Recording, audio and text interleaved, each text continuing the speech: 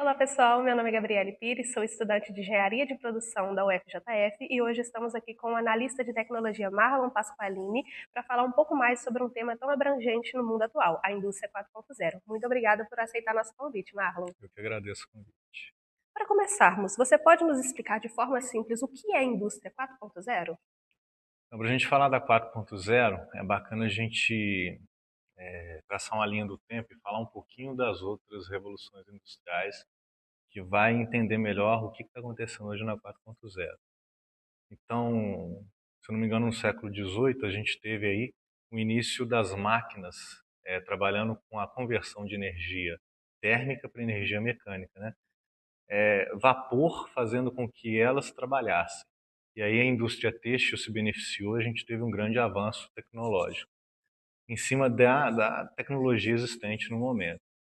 Aí depois a gente tem a Guerra das Correntes, através de Nikola Tesla, Westinghouse, Thomas Edison, onde Nikola Tesla e Westinghouse eles acabam ganhando essa corrida e fornecendo energia elétrica. E através daquilo ali, a gente começa a ter cidades iluminadas e a transformação através dos motores elétricos. Então, deixa de utilizar a termodinâmica, né, para poder utilizar a energia elétrica, então conversão de energia elétrica em energia mecânica.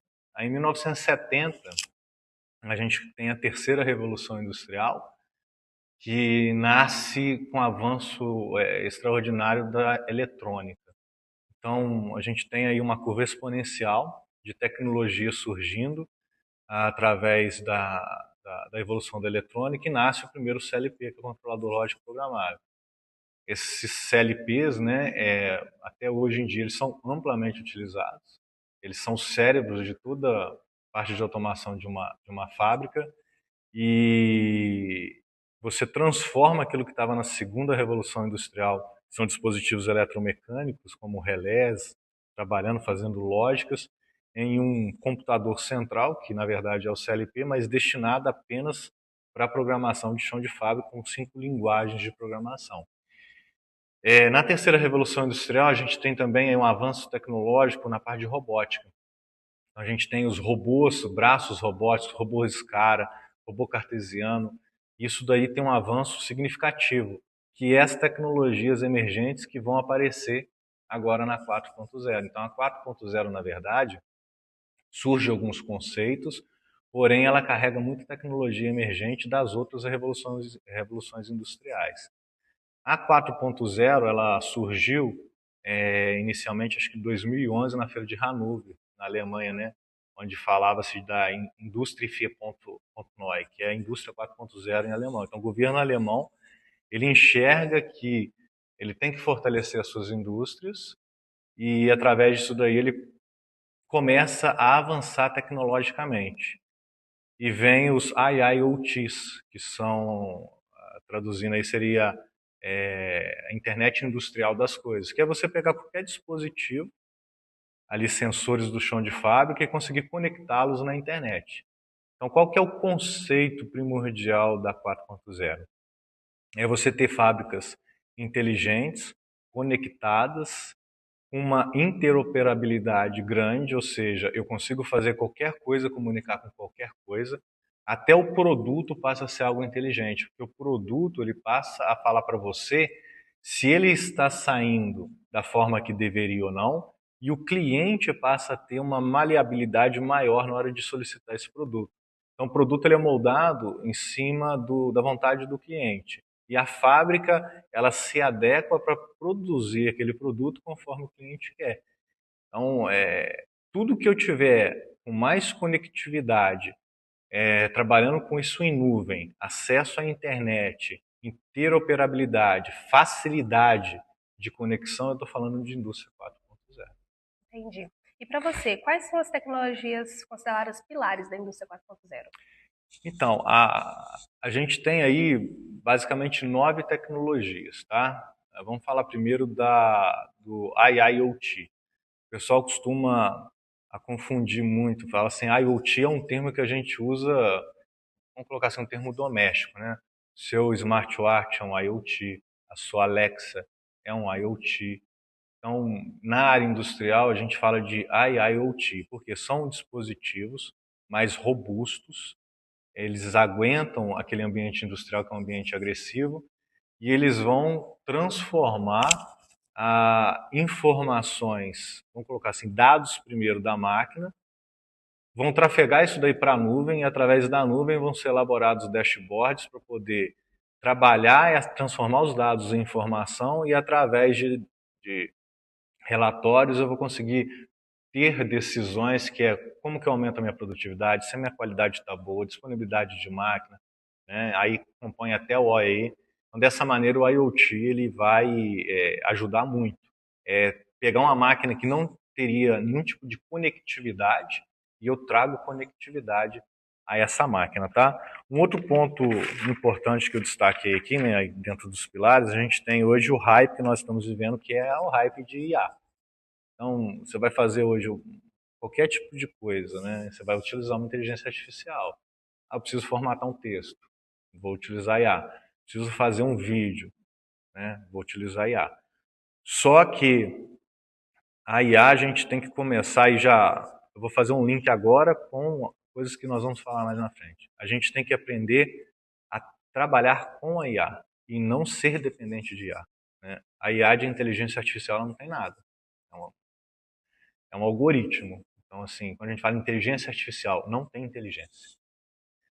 Então, se a gente não aprender a trabalhar com a inteligência artificial, eu estou vendo que a gente vai ficar muito dependente de qualquer tipo de problema você consultar primeiro uma inteligência artificial para obter uma resposta. E tem que ser ao contrário. Eu tenho que tentar resolver o problema e, em cima da dificuldade que eu tive, aí sim eu vou utilizar a inteligência artificial para me ajudar. O próximo pilar seria o Big Data, né, que é um grande volume de dados. A IA não funciona legal sem isso. Então, a importância de ligar as coisas. Eu tenho o IoT, o IIoT na área industrial. Ele transforma uma informação, um dado bruto, em informação. Isso pode ir para um Big Data. Através desse Big Data, eu vou fazer um filtro dos dados para poder alimentar a minha inteligência artificial e treiná-la para poder enxergar o que eu quero que ela enxergue e ela me fornecer as informações, como, por exemplo, uma manutenção prescritiva, onde naquele processo eu já posso ter aplicado o Lean Manufacturing, que é a manufatura enxuta no processo, e agora sim eu vou analisar e ver onde que eu posso melhorar, coisa que o ser humano talvez não conseguiria fazer. Então a IA vai dar direção através dessas informações que estão armazenadas ali no Big Data, né? Um grande volume de informações. A gente tem a robótica, isso não é algo novo, é algo da 3.0, da 2.0 já vinha falando de robótica. Você já tinha conceitos cartesianos ali trabalhando, só que ninguém ainda aplicava o termo robô. Só que hoje, na 4.0, a gente fala de uma robótica mais colaborativa. O que é isso? É eu trabalhar do lado do robô. Então, hoje, se a gente for analisar a NR12, existe um conjunto de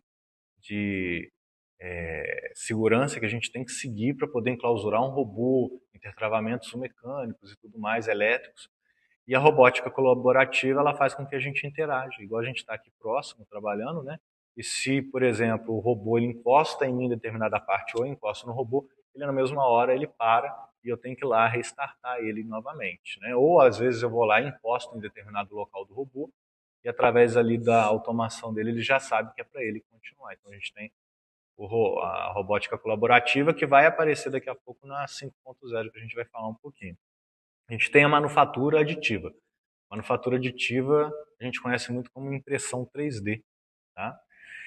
A impressão 3D ela veio com, assim, é algo fenomenal para a gente que trabalha com projetos. Por quê?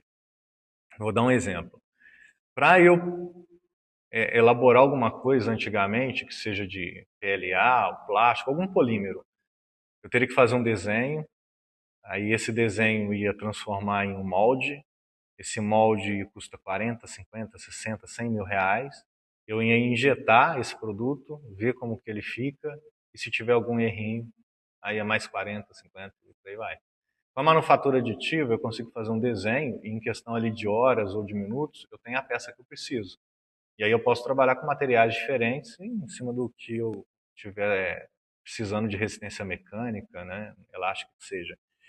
E com a validação, né, daquele tipo de peça, já que a impressão 3D ela garante as medidas para mim, né, então assim, as tolerâncias ela obedece bem o que a gente precisa, a gente consegue executar testes e com o produto pronto. Se for escalar para uma produção grande, agora sim eu trabalho em cima do molde, mas já tendo um produto que eu sei que vai funcionar. Hoje na área industrial, em fábricas, a gente já utiliza produtos da manufatura aditiva, como suportes, garras de robô, entre outras finalidades. Aí. A gente tem também a gente chama de RAV, que é a realidade aumentada virtual. Imagina o seguinte, você tem uma indústria e você tem uma máquina complexa. Então, você precisa preparar o profissional que está entrando para poder dar manutenção naquela máquina.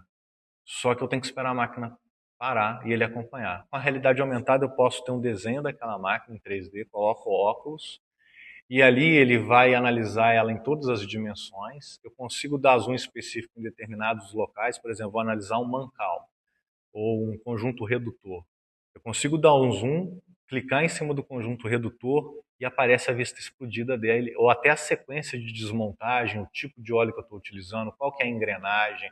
Se tem, por exemplo, fabricante linkado àquela engrenagem, já vai estar tudo ali. Então eu consigo ver uma manutenção bem real e antecipar um procedimento. Isso vai fazer com que eu ganhe em eficiência na hora de executar a manutenção.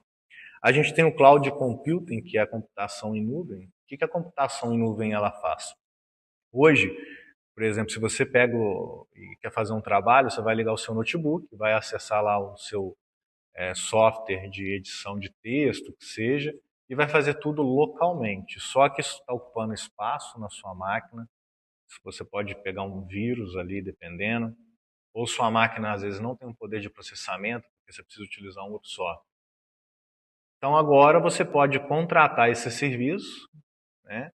E através do serviço contratado, isso tudo agora fica por conta da pessoa que você contratou. Ele tem lá um servidor, uma nuvem, todo o sistema operacional que você precisa vai estar nessa nuvem, nesse local de acesso, e você vai precisar da sua máquina só para acessar. Então você acessa e todo o poder de processamento, tudo que você precisa fazer agora vai depender da banda da sua internet, na verdade. A sua máquina ficou livre. Hoje, na área industrial, isso está sendo feito amplamente. Você virtualizar aí máquinas, né, alguns processos e fazer acesso remoto delas. Então, você não precisa ter mais esse poder computacional direcionado no local. Na verdade, isso pode ser uma redundância de sistema, porque a gente trabalha muito com redundância. Se um falhar, eu tenho o outro funcionando. Aí nós vamos para o Digital Twin. O que é o Digital Twin? É um pilar que chama gêmeo digital. Só que já é algo um pouco mais distante da realidade, porque o digital twin seria você desenhar de forma 3D toda a sua planta, todo o seu pátio industrial, ou um pátio gigante, para quando você for fazer alguma alteração em programação, você descarregar essa programação naquela parte virtual, até atingir mais ou menos 90, 95% do acerto que você deseja, para depois você pegar esse programa que você realizou, essas modificações, e implementá-la na planta física. Só que a gente está falando de você modelar virtualmente uma planta, um pátio industrial. Isso não é barato, então é uma realidade um pouco mais distante. Aí nós temos a integração de sistemas, né, a interoperabilidade. O que é isso? Imagina você pegar uma pessoa que fala um idioma, por exemplo, o nosso idioma aqui, português, e uma pessoa que fala alemão e colocar as duas de frente, as duas não podem gesticular, não podem fazer nada, elas só podem se comunicar verbalmente. E coloca eles interagir, eles não vão entender nada. Então a interoperabilidade, a integração de sistema entra para poder fazer esse meio de campo. Então, eu vou pegar duas máquinas que inicialmente elas não conversam através do protocolo de comunicação nativo delas, e ali eu faço a integração, eu estudo e vejo como que elas devem fazer para poder se comunicar, e é implementado, visando sempre o seguinte, eficiência e baixo custo, tá bom? E por fim entra o último pilar, que é o cybersecurity, né, que é a segurança cibernética. Não adianta a gente estar conectado, quanto mais conectado, mais vulnerável. Você não quer estar vulnerável, você tira o cabo de rede. Aí você está isento do mundo da internet. Mas a partir do momento que você plugou um cabo de rede, todo mundo está suscetível a um ataque. E se você está suscetível a um ataque, você tem que trabalhar o seu sistema de segurança de uma forma muito importante, porque ali você está trabalhando, por exemplo, um segredo industrial. Se um concorrente entra e consegue pegar, por exemplo, formas, tipos de trabalho que você faz para poder utilizar na empresa dele, aquilo ali vai trazer um grande problema para a sua rede, fora ataques igual nós vivemos há uns anos atrás, né? Teve um ataque aí nos computadores e aí o pessoal pedindo dinheiro para poder devolver o backup das fábricas. Então, esses daí são os pilares da indústria 4.0. Entendi. E sobre a indústria 5.0, o que diferencia ela da 4.0? Basicamente, é humanização.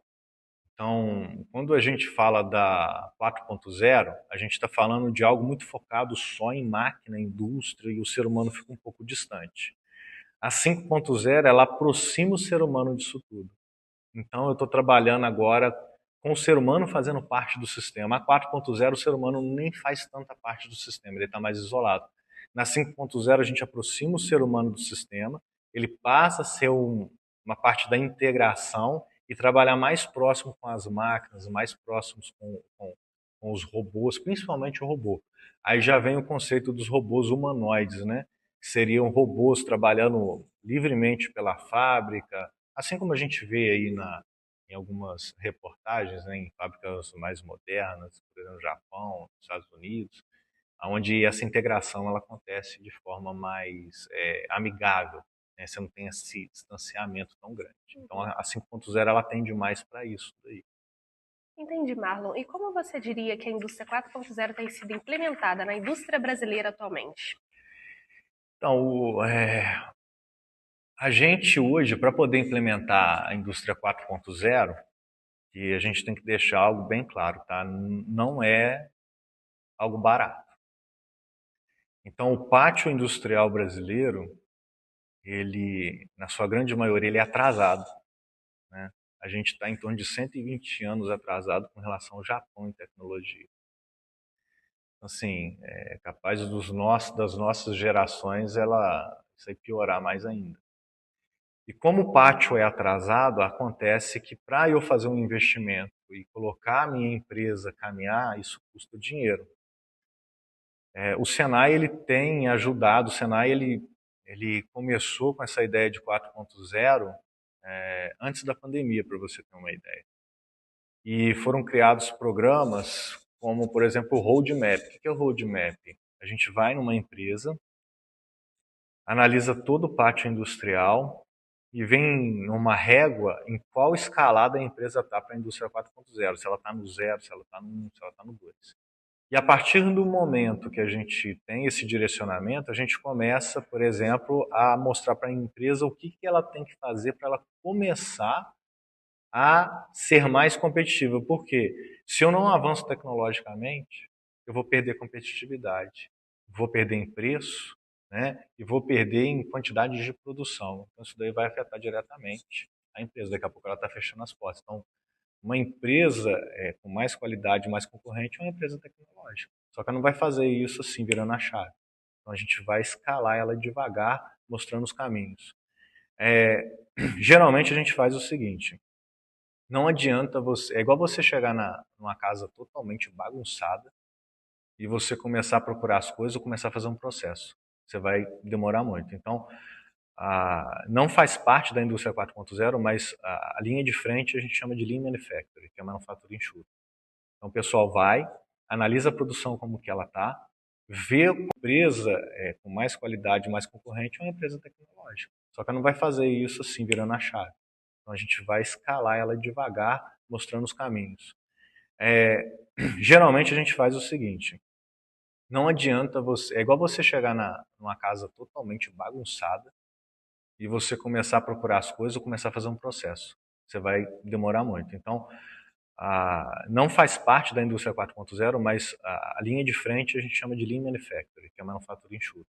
Então o pessoal vai, analisa a produção como que ela está, vê como que o cara pode aumentar a produção dele com menor custo, organiza a casa, aplica um 5S Depois disso, a gente começa a implementar a escalada da 4.0. Começa, por exemplo, com IoT, começa com essas coletando os dados, depois joga esses dados para uma nuvem, aí começa o cloud computing e o big data. Se é necessário colocar uma inteligência artificial, a gente começa a estudar como que isso vai ser implementado. Se é a parte de robótica, a gente vê como que o robô vai ajudar naquele processo. Então é uma escalada. Dessa maneira, as empresas, elas hoje, a maioria das empresas, elas já estão com o pé dentro da 4.0, elas já estão começando a evoluir. Antes elas estavam estagnadas, aí agora elas já estão evoluindo. Entendi. E conta um pouquinho para a gente, Marlon, qual é o papel dos centros de formação técnica, como o Senai, na preparação dos novos funcionários para essa realidade atual da indústria 4.0 nas indústrias? Entendi, é uma boa pergunta. Como eu falei, antes da pandemia, o Senai já estava com a ideia da 4.0. Então, o que está sendo feito de forma massiva? A gente está tendo muito investimento nessa área. Então, a gente construiu uma fábrica 4.0 automatizada aqui na oficina. Essa fábrica, ela integra equipamentos da década de 80, de 90, com equipamentos de 2020, equipamentos totalmente atuais, e ali a gente mostra que é possível fazer a interoperabilidade, que é a integração de sistemas e o desenvolvimento, por exemplo, da computação em nuvem, onde a gente tem uma loja que foi desenvolvida por aqui e a gente faz todo esse controle através dessas lojas. Isso tudo faz parte também do crescimento dos professores. Então, se a gente está implementando algo que a gente vê que a indústria está vivendo, é uma dificuldade da indústria, a gente está trabalhando ao lado da indústria, vivendo essas dificuldades e automaticamente produzindo soluções para elas. Então, essa fábrica é uma fábrica que ela foi construída do zero. Mas a gente tem uma planta Smart 4.0, que ela integra todos esses conceitos também da fábrica 4.0, só que ela foi feita em parceria com a Exer, Senai e Exer.